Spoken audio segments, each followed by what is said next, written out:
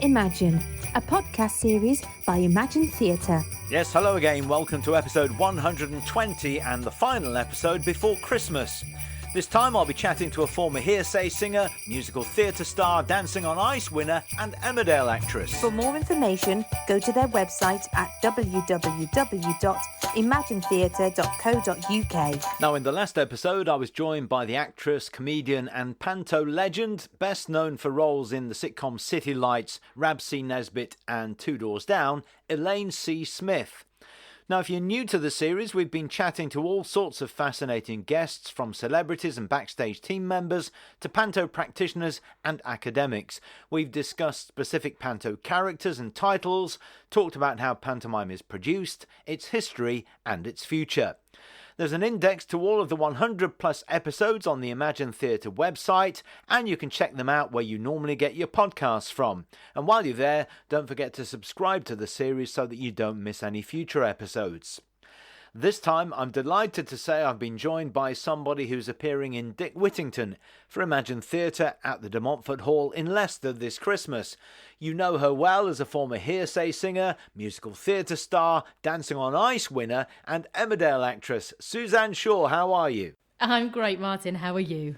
I'm really good, and we'll talk about Christmas in a bit more detail in a moment's time, but tell us a bit about you, because you began performing at a very early age, didn't you, with ballet and tap and so on? Yeah, that's correct. I started dance lessons at 3 years old and haven't stopped kind of prancing around since, really. I loved it. I loved everything about performing. You know, it is my first love in life, is being on the stage, is the kind of movement to music, singing out loud and acting. You know, it's been a really big part of my life. And I started working professionally at the age of 9 in the touring musical, which was Showboat, and I was lucky enough to win a place in the show, and then I was in the Manchester version of it whilst it kind of resided there for a few weeks. And then from there, I went into TV at the age of 12 and pretty much been working on and off since in TV or theatre or in some way, shape or form in the entertainment industry. This was in Bury originally, wasn't it, with the dance lessons and so on, Yeah, and then dance competitions. Who was the influence there? Were your parents performers? Well, funnily enough, it was my next door neighbour. So my next door neighbour, who's like my longest friend and still my best friend in the whole world, Helen, she's a few years older than me, and she went to dance classes, and I really looked up to her. And I kind of wanted to follow in her footsteps. And it was Helen who introduced me to dancing. And then kind of later down the line, Helen's dad and my dad, best friends, both into photography and camera work. And then my dad ended up becoming a freelance videographer. And he used to film all the dance competitions. And he was known as Vinny the Video Man on the Northwest Circuit, and would film all the likes of, I'm going to tell you what, like Hayley Tamerton has my dad's films, Sheridan Smith, like everyone who is kind of, you see on that northern circuit of performer will all know Vinny the Video Man. So he was like a big driver for me to continue to go to compete in the festivals. Do you know, the incredible thing is that many times when pop stars go into musical theatre, people look at it suspiciously and say, is that person in the show just because they're a name on the poster to sell tickets? But actually, when you delve a bit deeper, many times the pop stars that have been pigeonholed as such are all-round performers, and their roots are in musical theatre. Yeah, exactly. And that's something I've had to try and fight over the years. Is that I wasn't just some kid off the street who could sing into a hairbrush and got a part in a pop band. You know, I've been working from the age of 9. I've been training from the age of 3 and competing with the best. Like Anna Jane Casey went to my dance school. Natalie Casey was at the dance school. You know, Sheridan Smith, we would compete together. Kimberly Walsh. You know, we were all on the circuit at the same time, auditioning for whether it be a TV soap or drama, whether it be the next musical, or whether it would be a pop band. Something in the industry that maybe not many people know is our instructors, our coaches, our dance teachers would say audition for everything, because it isn't almost getting the job, it's the auditions you have to understand how to handle to be able to get to that next stage. So we would always be encouraged to audition for everything, so we knew what it felt like being under that pressure of an audition. So any one of us could have ended up in any role. I know myself and Kimberly Walsh auditioned for the same part as Samia Longchambon, who is Maria on Coronation Street. Any of us could have played that part. Samia might have been in Hearsay, and the same with Kimberly. You know, we all were all going up against each other. I remember auditioning for 2 pints of lager and a packet of crisp, which Sheridan's known for. Yeah. We were all on the circuit at the same time. So any of us at any point could have been in a soap first, a pop band first, a musical theatre show first. It just happens to be our fate was where it ended us.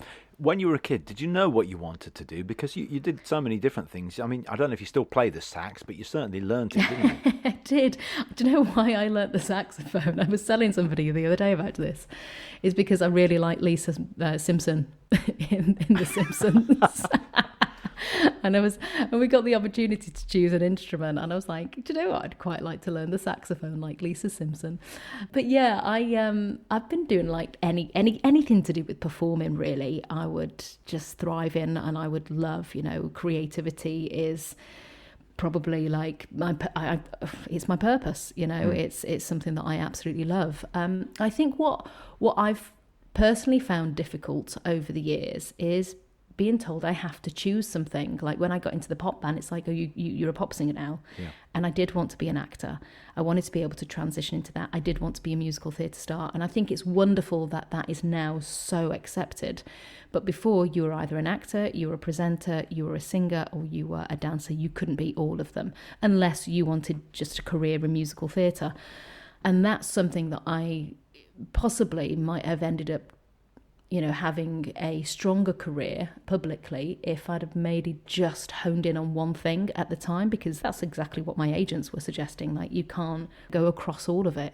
And I did, and I wanted to. You know, as soon as I finished Hearsay, the first thing I did was go into musical theatre. Yeah. I then wanted to be in a soap. I then wanted to present. But yeah, I think they saw it as diluting it, that I just had to work my way up the ladder in one thing. So I think it's wonderful how the industry has changed, that you can turn your hand to multiple things. Yeah, we are so bad, aren't we? And we have been so bad at pigeonholing people, and hopefully that's changing for the better. And I have to say, though, I mean, we've only got half an hour or so. We can't possibly talk about all the other things that you've done, but these are just the tip of the iceberg. It's incredible. Yeah. And I wonder what your childhood was like around Christmas time, and do you remember going to see Panto? Yeah, I mean, for us, theatre was a big part of our lives. My dad and my mum both loved going to the theatre. My dad in particular, he was football and theatre was my dad. The two things that we would end up having to do on a weekend. So morning it would be matches, in the evening it'd be the theatre. We very much grew up in the theatre, and we would always go to a Christmas show, whether that be a panto or whether it be a carol concert. We would be throwing ourselves within entertainment over that time. Do you remember the first panto you ever saw? Yes, I do. Well, it was at our local village hall, actually. So it was an amateur dramatic version of the panto, and it was Snow White, and I just remember it so well. I remember, I think there was a moment where she'd got into the cottage, and apparently I took my shoes and socks off, and I wanted to get into the bed with the seven dwarfs. So I remember it really well. Like I wanted to be on the stage with them, and just remember it was the best thing ever. So like many families across the UK, panto is really an integral part of Christmas for you, isn't it? Yeah, and it was probably a big introduction to theatre as well. Certainly as a performer, I remember my very first panto at 9 or 10. I basically performed in, it was, funnily enough, Dick Whittington. Oh. And King Rat was he was a politician. Derek Hatton was King Rat. Rusty Lee was, I think she played the part of like the cook and the mum, and it was amazing. And I remember it was Paul Daniels' son, Martin Daniels, was in the show, and I was one of the juvenile dancers. What was the experience like as a kid, you know, as a 9-year-old kid or whatever age you were? Well, I absolutely loved it, and I just remember Paul, Rusty and Derek were all so brilliant with the children and made such an effort, and I just remember that at that moment I was like, this is what I want to do for the rest of my life. And I absolutely loved it. And I think the following year I ended up getting a slightly bigger role. I think we did like Hansel and Gretel was another panto. Oh no, it was Robin Hood. We did, and I ended up with a speaking role for that. And then just over the years, just loving watching it. If I wasn't at Panto, would go to the theatre and watch them. And then, and then it wasn't until after Hearsay happened that I then did my first proper big show, proper big panto with the company First Family. Now, obviously, in the interim, you carried on with your training. You mentioned that tryout for Coronation Street alongside Kimberly Walsh, amongst others. I didn't realise, but at one stage you were in an ABBA tribute band, weren't you? I certainly was. So the ABBA tribute band was a multifaceted band because it was also a Robbie Williams tribute band, George Michael tribute band, where I played the saxophone. Wow. And we also were a function band as well, where we'd throw all of those songs in together. We would do a lot of the ferries from Hull to Rotterdam. We would do quite a lot of the corporate events. And then I remember going to Bahrain, actually, at one point when I was 18. Yeah, I loved it. It was great because it was, regular income. I was in college at the time, and it was just auditioning for Hearsay. Yeah, I was going to say, it's all part of the training as well. I guess you learnt so much from that as well. Yeah, I mean, I certainly learned how to put a set of speakers up and and also properly know how to use a handheld mic, and it was part of the training, and part of the training in a way where I wasn't shy of getting my hands dirty when it came to performing. So, I was happy to graft in and do what it took to get the performance up. And I'll always remember that was a big part of me gigging as part of a function band is, you can't be shy of washing your own costumes and getting it all sorted and making sure that the lighting's right and the sound's right. And, later on in life, that's come to really, really handy for me. And then 2000 was the year, wasn't it? Pop Stars, the first of its kind, really. Pop Idol and Pop Stars were the first of those sort of talent shows, if you like, on TV. Yeah. And what was the experience like overall? And I mean, obviously, I don't think you'd met any of the others before then, had you? No, I mean, we met in the audition room and actually didn't know each other all that well. I think that I knew Kim the most because we'd all auditioned in Manchester together, but I didn't get to know the other members until kind of getting further down the line in the audition process. And I don't think I'd had actually really spoken to Danny all that much until I actually moved into the house. So it was interesting, really, because we all kind of went on our individual journey. Some I knew better than others, and then finally we came together. And I think really, moving into a house together is the first time we properly got to know all about each other. Yeah, and it is difficult when you throw people together. I think you always have your ups and downs, don't you, as a yes. group of people, that's for sure. Yeah. But what an incredible success in only a couple of years, really. A lot of successful singles, including a couple of UK number ones. But it must have been a bit of a whirlwind, wasn't it? Oh, it was. I mean, I always say we were only together for tomato season. It was such a short period of time we were together. But it was, we expected, in a band, you're expected to get on like best friends. And we are from different types of backgrounds, very different beliefs. We see the world so differently. But then you are convincing the audience out there that, the words Hearsay forever, the fans are really buying into that. And we're trying to buy into it as well, whilst we're understanding how to navigate our relationships. And I think I wanted that so much as part of a band. I really wanted to see what I saw in Take That and Boyzone and the Spice Girls, that they were all really, really close friends and that bond was so tight. And for a while it was. But when you are working 24/7, and literally, when I say 24/7, sometimes that was not a joke. Like we were working 23-hour days sometimes because we were doing GAY in London, for example, and up on Lorraine Kelly show, only literally hours later. And so sometimes we were barely getting 1 hour's sleep a night. Now, luckily, I'm a teenager and I can bounce back easily. So it's not like now in my, 40s, I'm like, if I don't get a solid 9 hours, do not be around me. I was able to still function off only a few hours sleep. But the cracks will show. no matter how good friends you are. And so I think the idea of being in a pop band where you are saying the words like hearsay forever and we're best friends and, you know, till death do us part, we are in this for the long run, when you are fully go, and we got together, it wasn't like we had that development period like most bands where you work your way up the chart. We were in straight at number one, best-selling single, working 24/7. Where do you go from there? And when the cracks start to appear, how long can that last? If you look at most bands, when they really hit the big time, they will probably last 2, maybe 5 years if you're lucky.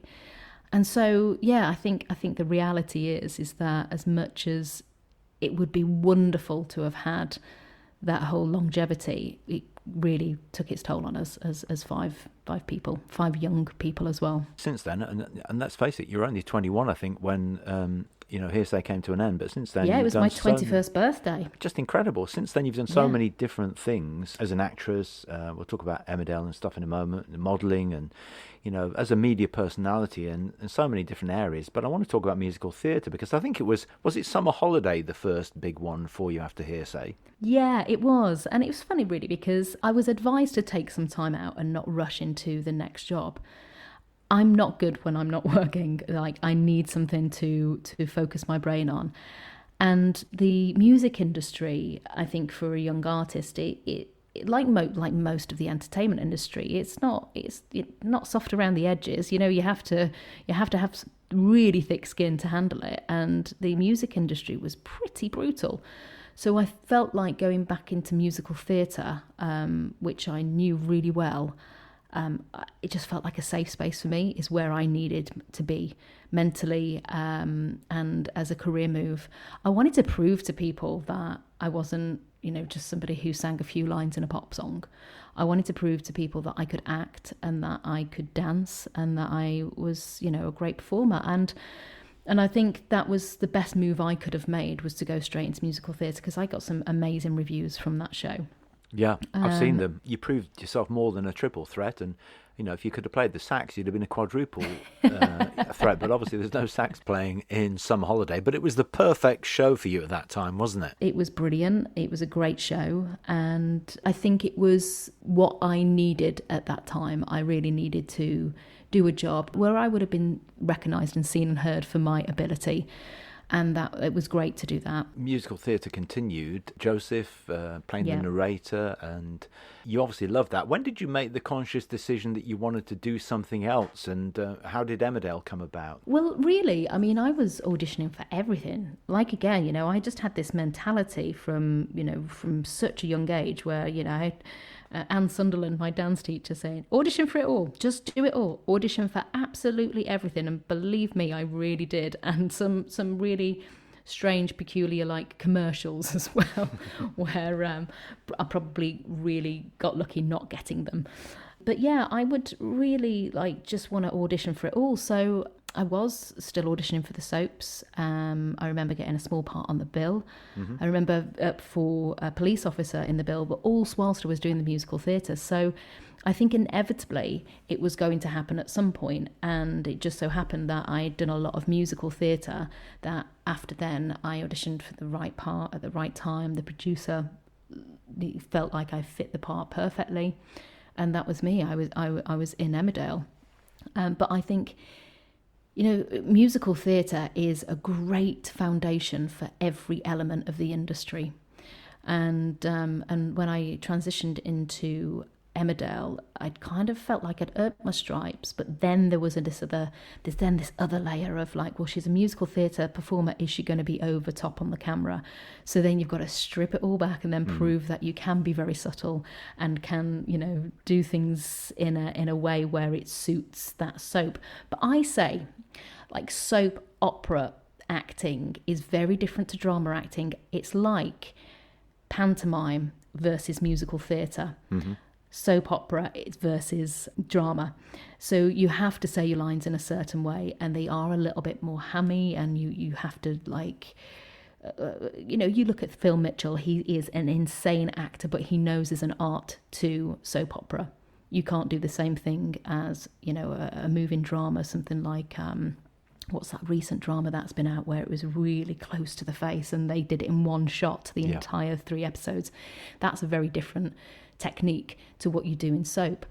And so I think musical theatre and pantomime almost helped for that soap acting in lots of ways, is knowing that there's a certain rhythm and beat to it, and it is a little bit bigger than a drama style of acting. Now, through all these years, because of all the incredible things you've done, we haven't mentioned Loose Women and all sorts of other stuff, but obviously you couldn't do panto because you didn't have the time. But were you still going to watch it? Yes, I love panto. It's my favourite show. Definitely. I mean, I've got lots of friends who were always in the pantos, so I'm always watching them. Last year, I went to see Le Voir in Wickham because I wasn't in panto last year. I decided to take a year out. I will always go and see a pantomime. And even when I'm in panto, I'll go and watch a panto, for example, Birmingham. We know that's on till the end of January. So loads of me and my friends will go and support the pantos. But yeah, I think it's important to support a show that really does introduce children to theatre. My children were introduced to theatre because of panto, mainly because I was in it. Yeah. But yeah, I always love taking them. And there are so many things about panto that make it unique. It brings together, for instance, so many different performers from all different areas of the industry. It's different because it's probably one of the few things now that the whole family sit down and do together. But what do you love about panto most? Well, one, I love that we own it as a country. As our nation, this is something that's ours in the entertainment industry. In terms of art, it is really a British thing. So that's what I love most about it, is that as a Brit, I'm like, yes, this is what we do really, really well. No other country does it better than us. That's what I really love. But I love the fact that the slapstick comedy suits every single generation of the family, from the children to the teenagers, to the mums and dads, to the granny and grandpas. Every generation will love the slapstick, whether they get the almost cheeky meaning behind it or whether they just love the physicality of it. We can all laugh at the same thing, even if it goes over some of the kids' heads, some of the jokes and stuff. Not many things you can do where all together you can laugh at something and just feel so uplifted. I think one of the things I've noticed about everything you've done is you like to challenge yourself, and obviously 2008 was probably one of the biggest challenges when you did Dancing on Ice, and you have to say probably the biggest ups and downs that anybody's had in that series. The first headbanger I think you introduced as well, and that must have been an incredible thing to do. That is one thing that I think I'm really getting to understand is part of my personality, is that I love to be daring. I love to challenge myself, and Dancing on Ice was part of that for me. If I was to do the show, I wanted to do it where I would really push my limits and see what I could do as a performer, but also physically, could I do the big lifts? Could I do the headbangers? Was I able to land them? If I do a show like that, I want to go all in, and I loved every second of that show because it challenged me physically and mentally, and that meant that sometimes I had the odd fracture or odd blade in the head, but everything that I did I just felt so satisfied with, because for me, pushing myself out of my comfort zone is part of what I have to do in life. You're not a quitter either, are you? Nobody, I don't think, has gone on after fracturing a bone to actually win the thing. Yeah, I know. I mean, we had a very good physio though, and she was amazing. She was able to piece me together like a bit of Lego and just strap me up and then send me on my way. So had it not been for Sharon, maybe it wouldn't have been the same outcome. But I think as well, adrenaline and will help you just get to that next step. I run ultramarathons now, and I know what it takes mentally to get to the next stage. And I think I just didn't realise I always had that in me. I don't know where you get the energy from, if I'm honest. And in recent years, a number of pantos, you've played Cinderella and Belle and others, and you obviously enjoy it. Is part of that enjoyment the company feeling and the feedback from the audience? It's such a different sort of genre, isn't it? I think there's 3 things really why I love performing in panto, and I think because you're together with people over Christmas and you're not around your family, there's something quite special about panto. You come together and you are solid. Very, very rarely is there a fallout, is there difference of opinions for whatever reason. I don't know what it is, whether it's the magic of the time of year, whether it's just the panto in itself, but there is never a time where I have never enjoyed a cast and a show. I've just absolutely loved the fact that we come together so tightly as a family. And I think for me, like I often do panto because of my children, because I know they get to come backstage. Not many shows you can kind of get away with them being backstage. My eldest son has helped out on shows. He's been, prop supervisor. He's also, one time, we had nobody on Spotlight. He was 16 years old, and we were like, Corey, can you fill in the spotlight? And he was like, what do I do? And I said, if in doubt, just point it on your mum.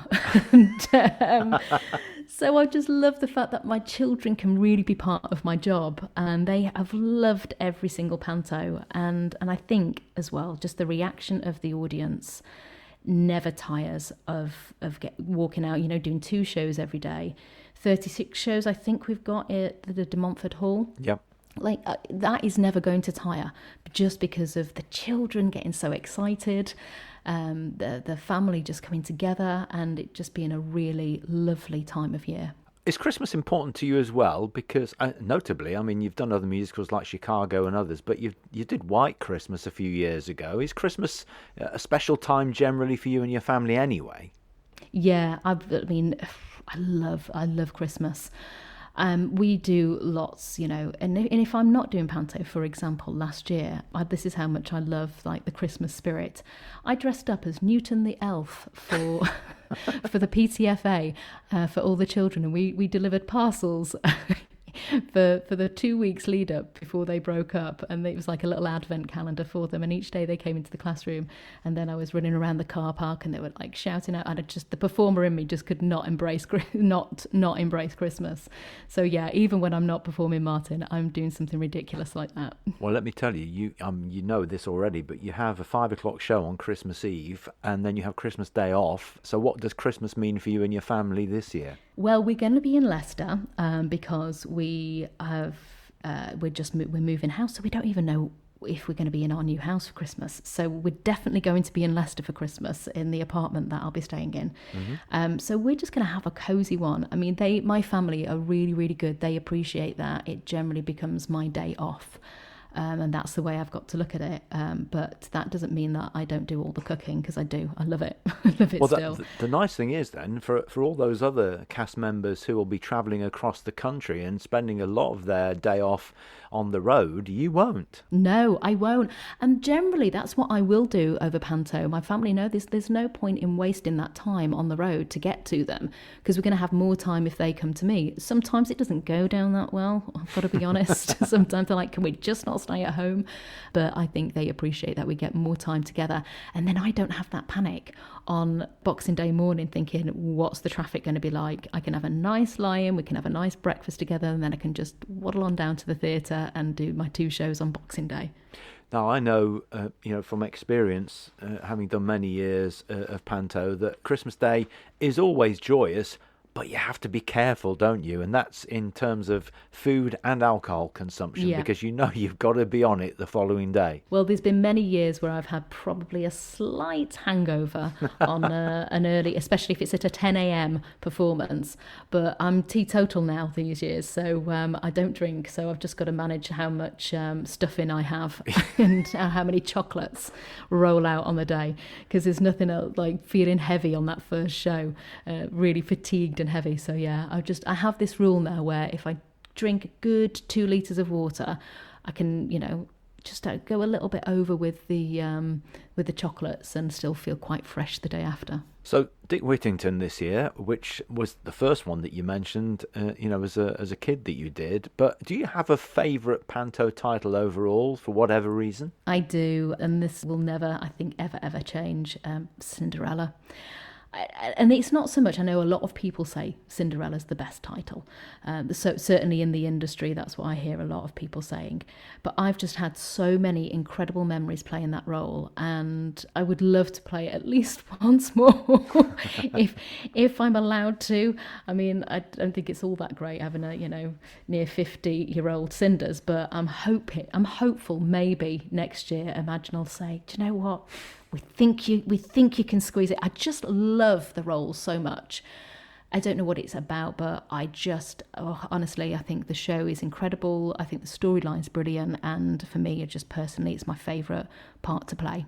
Yeah, it's very different to all of the others, not least because there's no dame. There are the sisters, of course, and the relationship between Cinderella and Buttons is interesting, with the pathos that comes with that and so on as well. It's magical, the coach and horses. It's got everything, hasn't it? Well, I think that's what it is. I think it's not just tongue-in-cheek. I think there's a very serious part to it where I think in all of the pantos you can act that, and that can be a really beautiful moment. And I think that's why I love it so much, is that you kind of get to show a little bit more range than just coming on stage and saying, hello, boys and girls. You can really get into that depth of the sisters being very cruel to Cinderella, and the kids really getting behind her and like understanding that injustice of bullying and being cruel. I think it just there's a lot of lessons behind that story. Absolutely. The morals are always really important in panto, aren't they? And yeah, what about they are. Next year, 2026? What does that hold for you? Is there stuff you can tell us about, or is some of it under wraps? Oh, I do have something very big, but it's under wraps, and unfortunately, I can't even talk about it. But it does involve being on tour and singing, which is great.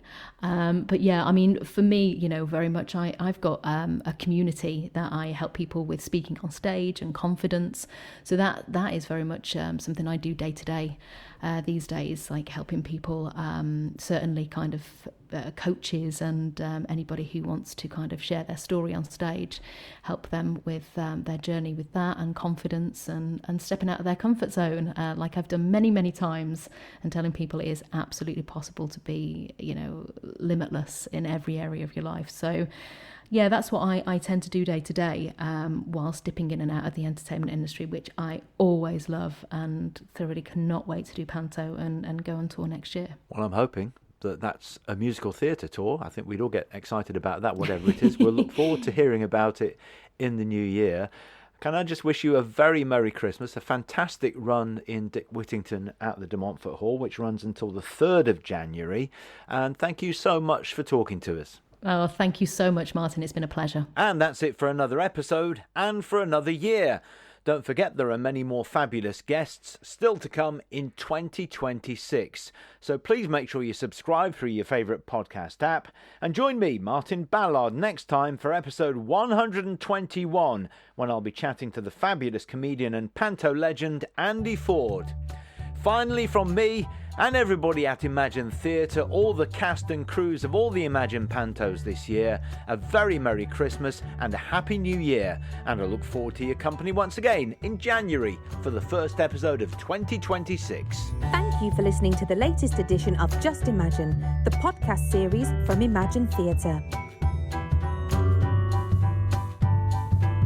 And you can find out more by going to www.imaginetheatre.co.uk.